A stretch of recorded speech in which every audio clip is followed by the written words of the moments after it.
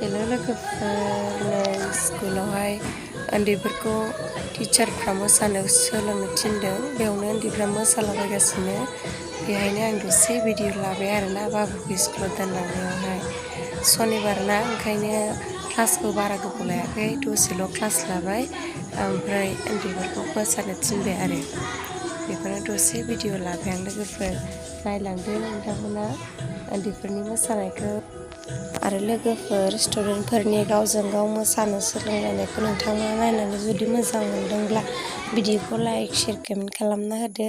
आरो अननानै चेनेलखौ साबस्क्राइब खालामनानै लाब्लानो जाबाय आं बिदिनो मालाबा स्कुल प्रग्राम बायदिसिना जायोब्ला आङो भिडिअ लानानै आगारगोन आरोना लोगोफोर ओंखायनो अननानै चेनेलखौ साबस्क्राइब खालामनानै लाबानो जाबाय उन्दैफ्रा जि मोसाबाय आरो गावजों गावा नायदो माने फोरोंग्रा गैयाना गावजों गावनो सोलोंलायगासिनो ओंखायनो मोसागासिनो आरो गावजों गावनो